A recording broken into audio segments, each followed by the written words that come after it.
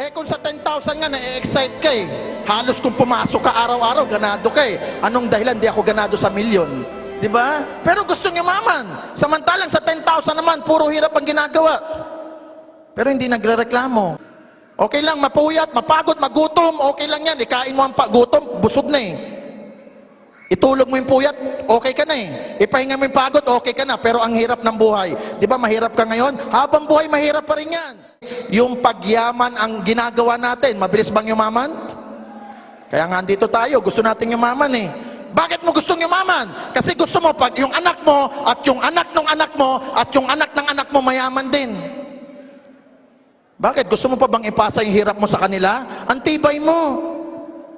Ikaw na ang sasalo ng lahat ng hirap niya, kaya normal, magpapagod ka sa umpisa. Bakit? Buong pamilya mo pataas. Ikaw ang aako ng hirap. Alam niyo ang munggo? Ang munggo, itanim mo ngayon, bukas ano itsura? Toge, kakainin mo. Tanim ka na naman bukas toge. Tanim ka na naman bukas toge. Tanim, kain. Yan ang empleyado eh. Hangga, itanim mo ngayon, wala pa bukas yan. Diligan mo, kantahan mo, sayawan mo. Pag namunga, masaya ka na. Pag lumaki, masaya ka. Pag namulaklak, masaya ka. Pag namunga, pipitas ka na. Ito masarap. Yung mangga mo, pitas ka na ng pitas, busog ka pa rin. At ito maganda, yung mangga na yan, kahit patay ka, yung anak mo, pipitas pa rin ng pipitas. Yan ang itinatanim mo. Normal na aalagaan at paghihirapan mo yung mangga mo dahil buong angkan mo ang magbebenepisyo. Ano ngayon kung matraffic, maulan, mainit, mahirap? Bakit may madali ba? Eh, hirap-hirap ka rin sa ginagawa mo. Ang tanong, nakukuha mo ba yung pangarap mo? Eh di mag-commit ka. Anong dahilan di mo makukuha yung nakukuha namin? Mag-commit ka lang na pilitin mo whatever it takes. At dapat mo laging isipin, ito, tingnan mo mamaya pag uwi mo sa bahay ninyo ang asawa mo. Tingnan mo mula ulo hanggang paa, tingnan mo mga anak mo, tingnan mo sarili mo, tanungin mo sarili mo ngayon, eto ba ang gusto kong buhay sa kanila? Kung ayaw mo, tawi mo, ratratin mo. Ito yung magbabago ng buhay mo eh. Kaliit-liit na nga lang ng punan. Magnegosyo ka, iyo kuryente, tubig, tauhan, pasweldo, renta, lahat ng sakit ng ulo iyot. Tandaan nyo, malayo ang Saudi, malayo ang Singapore, malayo Hong Kong, pero may pumupunta dyan eh. Magkano sweldo? Tapos dito, yayaman no? Diba? Aralin nyo ng todo negosyo. Inaral mo ngayon, ginagawa mo ngayon, 6 na taon kang elementary dyan, 4 na taon high school, 4 na taon college, pero tinan mo sweldo mo minimum. Dito, saglit lang ng aral. Milyon ang kapalit. O ba't di mo aralin?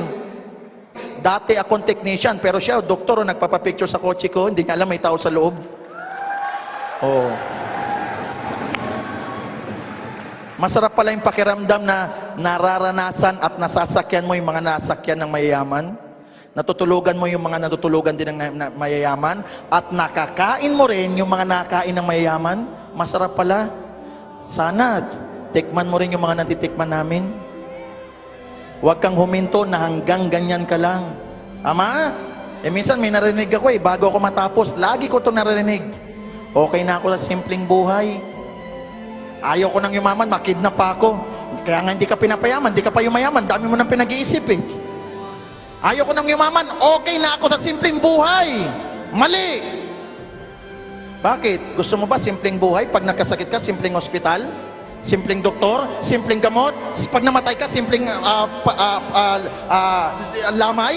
At pag ililibing ka, simpleng libing? Yan ba ang simple? Hindi! Ang simpleng buhay, eto ha, baka kasi minsan marinig ko ulit ha, sana matakot ka, sabihin mo mong okay na ako simpleng buhay. Ito ang simpleng buhay. Kung nakapanood ka ng TV, nakita mo Boracay, mamaya o bukas lang, ando ka na sa Boracay. Bakit? Kaya mo magbayad kasi simple. At wala kang iisipin oras dahil wala kang boss kasi simple. Diba, bago ka makarating ng Boracay, 10 years na, hindi ka pa nakarating. At bago ka makarating, katakot-takot na ipon. At bago ka makaipon, katakot-takot na paalam sa boss mo para ka lang makapunta ng Boracay. Hindi yan ang simpleng buhay. Kaya wag mo sabihin, gusto mo simpleng buhay. Kung gusto mo simpleng buhay, tanungin mo anak mo, yan ba ang gusto nyong buhay, anak? Baka pagalitan ka ng anak mo. Ikaw, tatay, gusto mo simpleng buhay. Pero kami, gusto naming umasenso. Kung ikaw gusto mo simpleng buhay, huwag mong igaya ang pamilya mo sa simpleng buhay. Hindi yan ang gusto po nila. Tama? sana po na-motivate namin kayo, kahit di ko na po masyadong inabaan, o sana po nakatulong yung mga salita namin, nang sa ganun po, yan ang kikiliti.